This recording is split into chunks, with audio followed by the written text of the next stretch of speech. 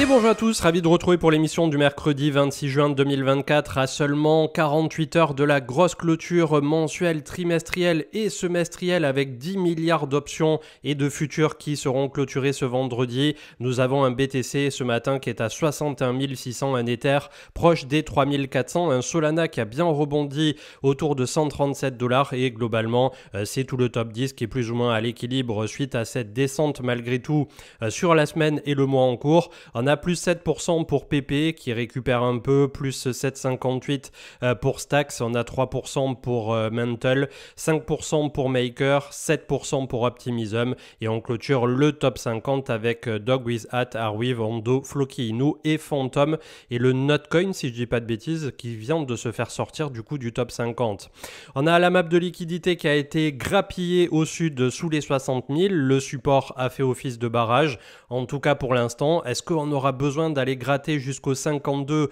où nous attend vraiment la même tour qui se trouve à Dubaï? Je crois que c'est la Burj Khalifa. Vous m'excuserez, je suis pas très au fait de ce qui se passe là-bas, mais dans tous les cas, au nord, ce qui nous intéresse, c'est les 72 000 pour faire tomber le bloc qui aujourd'hui culmine autour de 76,6, c'est précis, et pour se diriger autour de 80-82. On a un petit peu d'ordre à levier short 5 et 3 qui attendent entre 84,3 et 86,4 et ensuite on part direction les 90. Et il y a malgré tout dès maintenant des ordres qui attendent entre 91 000 et 108 000 en short 3, donc complètement ouf puisque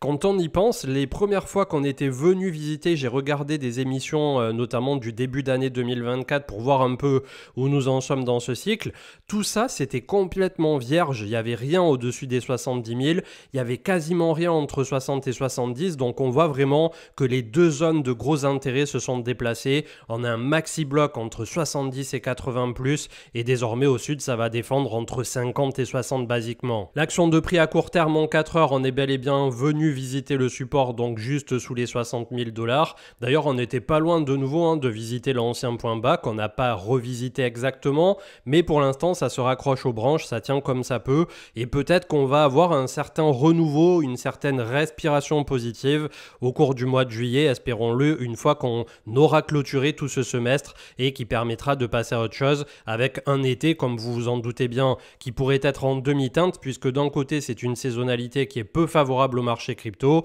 mais d'un autre on risque d'avoir ce 2 juillet l'approbation pleine et entière des ETF pour Ethereum. Donc là aussi, est-ce que ça va être un peu décevant au début et ça va être un sell the news ou est-ce que immédiatement ça va permettre de maintenir et de pousser le cours de Ethereum? Personnellement, de nouveau, je vois des échéances plutôt à l'automne pour permettre d'avoir l'intégralité de tout ça qui se sera tassé. Le Crypto Fear and Greed 46 neutre mais pas très loin de passer dans la peur et ça retranscrit assez peu finalement le sentiment des réseaux sociaux qui, il est vrai, est très pessimiste comme vous m'aviez dit dans les 2 dernières émissions. Alors on va essayer d'être un peu plus neutre, un peu plus optimiste et un peu plus positif pour la suite puisque si on est tous là aujourd'hui et si on continue à faire les émissions sur YouTube et si on a un portefeuille qui est très orienté crypto, bien entendu que c'est parce qu'au fond on y croit, mais il y a des périodes comme ça où il faut aussi reconnaître quand le marché est en perte de force, de momentum, et pour reculer, pour mieux sauter, et je l'espère comme vous tous, aller en direction des fameux 100 000 $.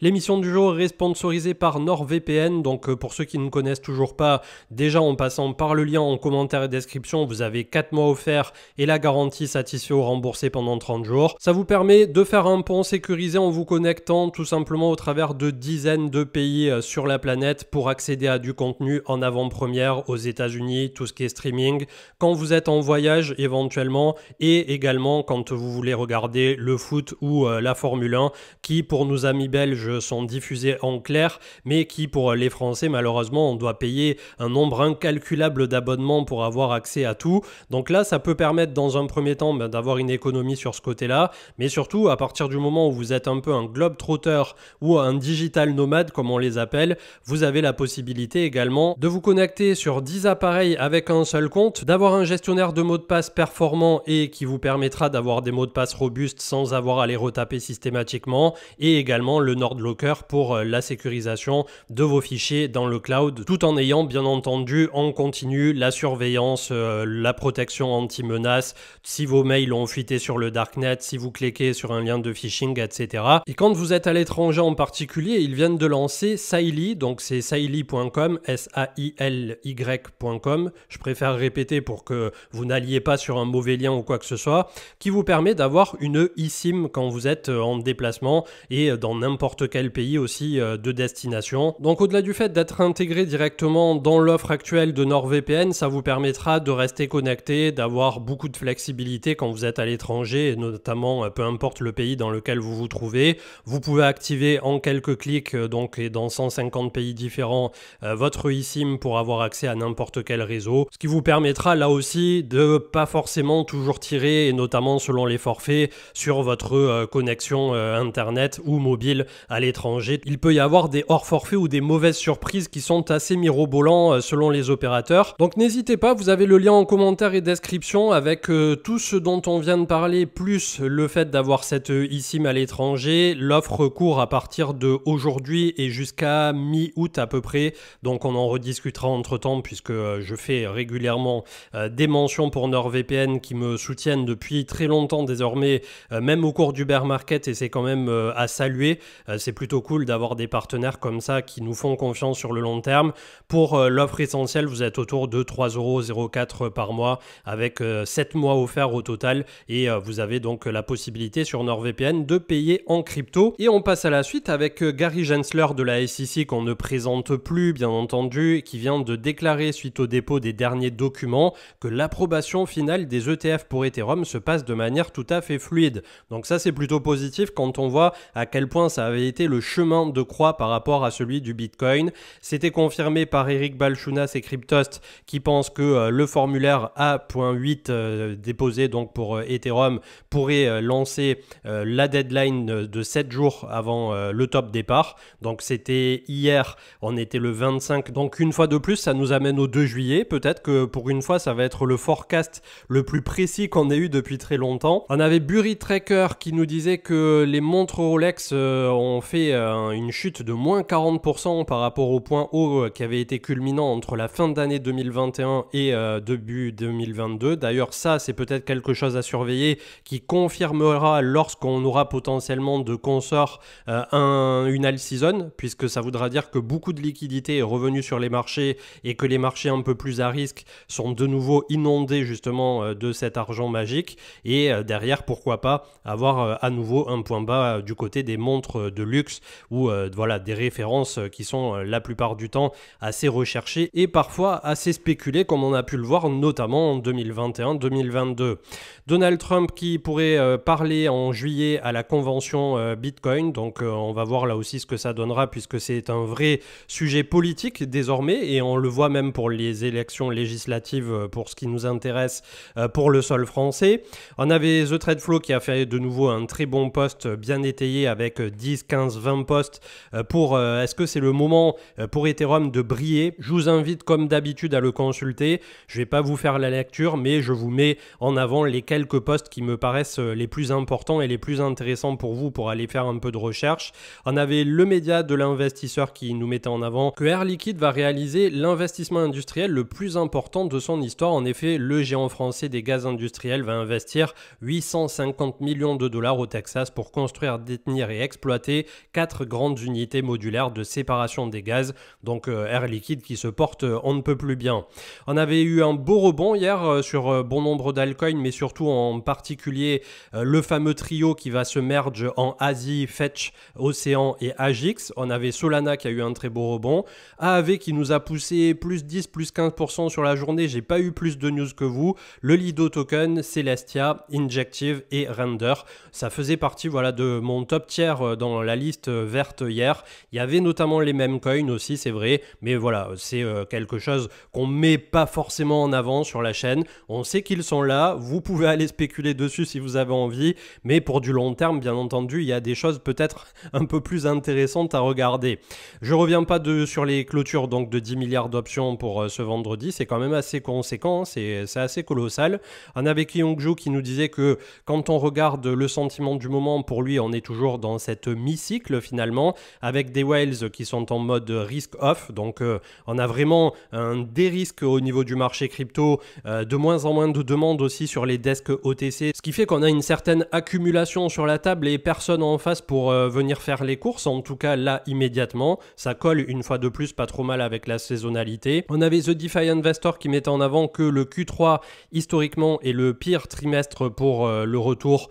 depuis 2013 qu'on peut le mesurer au niveau du BTC, alors que le Q4 en général, un peu comme le Q1 aussi, et sont plutôt des trimestres positifs, donc ça collerait plutôt pas mal à la situation du moment. Le 4-year cycle de The Rational Route, où on voit que post-halving, nous sommes pile poil dans les clous de ce qui s'est passé précédemment, et qu'en général c'est plutôt à plus de 100 jours du halving qu'on commence à entamer la phase un peu plus pentue et un peu plus dans une certaine accélération. Après, comme je vous l'ai souvent dit sur la chaîne, ça fonctionnera, le fameux cycle des 4 ans pour ceux qui en tout cas croient au cycle, puisqu'il y en a d'autres qui n'y croient pas du tout, et notamment chez les maximalistes. Mais globalement, le cycle des 4 ans sur lequel on essaie un minimum de s'appuyer, nous en tant que particuliers, pour avoir un semblant de repérage de où nous nous en trouvons par rapport au cycle, effectivement, peut-être qu'un jour, ça ne fera pas ce que ça a fait depuis une quinzaine d'années et qu'on va être complètement perdu, que ça soit à la hausse ou à la baisse. De même que, ça aussi on l'a souvent répété, peut-être que lorsqu'on va avoir suffisamment de capitalisation sur le marché crypto, qu'on sera à 5 000, 8 000, 10 000 milliards, je l'espère comme vous tous un jour, on aura peut-être un cycle de bear market qui durera bien plus longtemps que ce qu'on l'a connu, ou des fluctuations qui feront plus 40, moins 20 ou quelque chose de l'ordre de ce qu'on a pu observer sur les longues consolidations du market cap du gold par exemple. Fib qui met en avant qu'on continue d'avoir une capitulation des mineurs, donc c'est quantifiable et mesurable, et à partir du moment où on a les coins de MTGOX qui bougent, souvent c'est un signal un peu qui fait peur au marché, ce qui fait aussi qu'on a des réactions toujours qui sont superflues et épidermiques dans le bon sens comme dans le mauvais sens, et c'est quelque chose à prendre en considération aussi de notre côté, que oui, les mauvaises news et les réactions du marché sont souvent hyper pondérées par rapport aux bonnes nouvelles, et d'ailleurs on le voit pour Ether, les bonnes nouvelles s'empilent et pourtant le prix ne bouge quasiment pas. Donc j'espère comme vous tous en effet qu'on n'aura pas derrière un sell the news. Dans tous les cas pour Ether, une fois que tout aura été approuvé, que désormais Ether est considéré comme une commodité, qu'ils ont arrêté d'attaquer Consensus, etc. Franchement, on n'a que des feux verts pour la rentrée et pour la suite. Après, que va faire la partie spéculative? Est-ce qu'on a besoin de revenir sur un point bas autour de 2400, 2500 $ pour Ether, venir se faire peur et vraiment laisser une dernière fois toutes les grosses whales absorber d'un seul coup tous les petits poissons frétillants, un peu comme on le voit sur bon nombre de mèmes en général? Voilà, je pense que c'est de l'ordre du possible, mais en tout cas, il ne faudra pas s'y tromper. On a eu 2 points d'entrée assez colossaux pour Ether, et notamment quand on était sous les 1000 $ pour ce cycle. Peut-être que là, ça serait un peu le dernier moment, si jamais on avait un BTC à 48, 50, 52 et un Ether à 2004, 2005. Ça devrait être là pour le coup les dernières cartouches les plus intéressantes pour ceux qui croient en tout cas qu'on est à cette mi-cycle, à ce mi-bull run, et que derrière on pourrait basiquement à minima faire du côté de Bitcoin 1x2 et sur Ether peut-être 1x2 à x3, et sur les autres altcoins comme on en discutait avec Manu lors du live de ce lundi, peut-être 1x5 à x10 pour les plus optimistes. Et pour les alts, ça se discute si c'est par rapport au prix du bottom ou par rapport au prix de maintenant. Par exemple, vous vous doutez bien que Bitcoin, on parle du prix de maintenant pour 1x2 et pour Ether 1x3 pareil, du prix de maintenant, pas du prix du bottom, sinon ça voudrait dire qu'on y est déjà. Le crypto total à 2220 milliards ce matin, on a quand même méché pas très loin effectivement de la mèche précédente qui se trouvait à 2070 avec le 0,382 à 2064 pour être précis. Là on a méché à 2114. Donc est-ce qu'on va réussir à consolider cet été dans ce petit range qui est désormais bien défini, exactement comme on l'avait fait à l'été 2023 avant de repartir à l'automne, puisque la bougie de break ici c'était octobre, même fin octobre 2023, exactement comme je l'espère ça se passera cette année entre septembre et octobre, ou bien on ira visiter plus bas et la liquidité se trouverait peut-être au 0,5 de Fibo à 1857. C'est une zone qui avait été travaillée ici en septembre 2021 et qui avait arrêté le cours en mars 2021 pendant la première ascension ici, et d'ailleurs si on fait abstraction de ce qui s'est s'est passé à l'automne 2021. Je pense qu'il vaut mieux se concentrer un peu sur ce qui s'était passé ici sur la première partie été 2021 pour se repérer,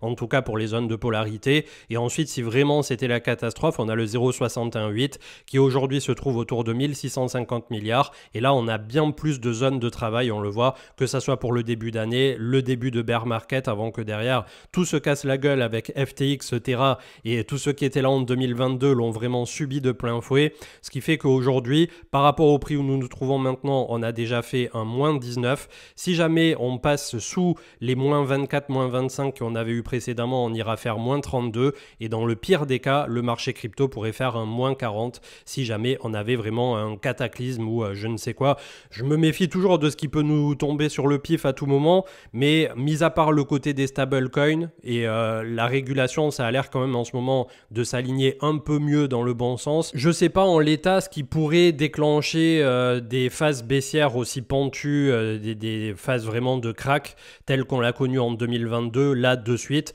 Donc j'essaie de faire la somme du positif et du négatif pour avoir oui aujourd'hui quelque chose qui colle plutôt au cours et qui est plutôt neutre. En tout cas, vous avez les zones de retracement qui sont étudiées à l'avance et derrière à la hausse, ça sera très très simple puisqu'il nous faut break l'ancienne ATH de Crypto Total qui était à 3000 milliards tout rond et on se dirigera en direction du 1,68 à 4400 milliards et le 2,68 à 6700 milliards. Les plus optimistes iront viser du 9000 à 10 000 milliards pour les dernières extensions de Fibo. Le Crypto Total qui se raccroche pour les alts à 1000 milliards tout rond. On a fait une petite mèche à 970 mais on voit que les alts tiennent plutôt pas mal avec un RSI qui est venu flirter avec la zone médiane des 50. Est-ce que ça va tenir? En tout cas pour l'instant ça en a tout l'air puisqu'on a des paires qui au niveau des alts essaient malgré tout de tenir. On a quasiment revisité le 0,382 si jamais ça se gâte cet été 860 milliards au 0,5 et le 0,618 qui est bien aligné avec une énorme zone de travail ici autour de 750 milliards. Je ne m'attarderai pas sur le Crypto Total 3 puisque c'est un peu la même musique à ceci près qu'on retranche Ether. On est en train de défendre les 600 milliards ici donc plutôt positif. Un indicateur qui lui il est un peu moins positif, on en avait discuté là aussi dans le live, c'est la dominance des stablecoins par rapport au Crypto Total sur lequel on est en train de faire un W sur support. Donc là aussi il n'y a que les semaines prochaines au cours de l'été qui nous donneront l'indication de si on continue de se faire martyriser ou si les alts vont enfin un peu en profiter de la respiration sur Bitcoin, mais pour l'instant voilà, j'irai pas mettre la charrue avant les bœufs autour de ça. Le BTC himself qui pareil est revenu visiter donc quasi la borne basse précédente. On essaie malgré tout de défendre la fameuse zone des 60 000. Donc si on n'a pas de clôture sous 60 000 en hebdo, c'est plutôt positif. Ça voudrait dire que peut-être, comme l'ont mis en avant certaines personnes sur les réseaux, bien que je suis pas tout à fait d'accord de la physionomie du truc, il y en a qui pensent qu'on pourrait faire ici une épaule tête-épaule inversée et que donc par la suite on revisiterait d'ici la fin d'été les 70 000 avant d'avoir un breakout propre autour de l'automne. C'est quelque chose qui peut se faire sur l'épaule tête-épaule inversée, là je suis assez dubitatif pour le coup, mais pourquoi pas.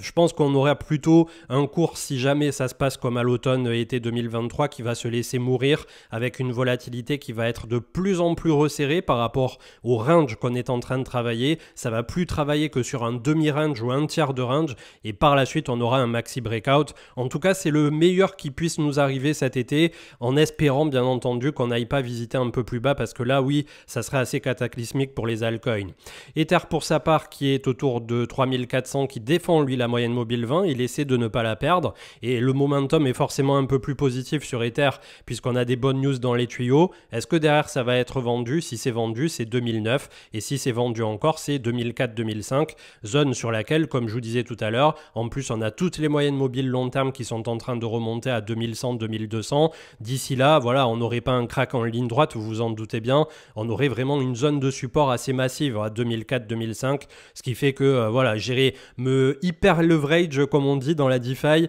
avec un peu de boucle etc. si on me redonnait ces prix là. J'en ai fait un un tout petit peu autour des prix récents. Je continue au fur et à mesure avec mes Ethers ou d'autres collatéraux d'essayer d'emprunter un peu, d'essayer d'avoir un petit peu plus d'Ethers, mais après en espérant bien entendu pas me tromper et que Bitcoin n'aille pas nous activer un M-top des enfers et nous renvoyer justement dans le néant distordu. Les indices et commodités, le CAC 40 en léger recul, on a la masse monétaire qui continue d'être assez positive bien qu'elle était sur le déclin depuis pas mal de temps, 0,45, mais ça c'est lorsqu'il y aura le pivot de la Fed que ça va vraiment bouger. Le CW8 d'AMSCI qui était en léger recul hier, mais vraiment c'est anecdotique. Je pense que ce qui pèse actuellement c'était le retracement de Nvidia bien qu'il ait repris plus 6% hier. On a le gold à 2316 et l'USD Heure qui est à l'équilibre aujourd'hui, en tout cas pour l'instant à 0,93. Les actions FR, je ne vais pas m'attarder dessus aujourd'hui. Le marché US,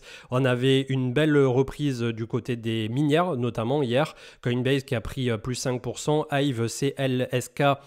qui sont dans le vert. On avait MicroStrategy à plus 9, Robinhood de 3,60. Donc pas plus, pas moins. Je pense que le marché américain, même au niveau du SPX en tant que tel, est en train d'essayer de chercher quel sera le moment propice pour lâcher un peu de lest et pour lâcher un peu du mou. Ça n'a pas l'air d'être le moment parfait, mais je pense que ça sera lorsqu'il y aura un vrai décrochage sur Nvidia et que peut-être par corollaire ça pourrait contaminer indirectement les fameuses supersets telles qu'on le connaît aujourd'hui. Quand on regarde comme ça les alts contre le dollar au premier coup d'œil, on voit qu'on est plutôt malgré tout, mis à part les quelques alts cités en début d'émission, on est plutôt dans le rouge contre le dollar, mais ce qu'il va falloir observer bien entendu c'est les alts face au Bitcoin et on voit par exemple à ce jeu-là que Agix de Singularity qui fait partie du trio là, qui va être merge en Asie est plutôt positif sur sa réaction à court terme. C'est pareil pour Océan, bien que Océan on soit revenu visiter quand même des points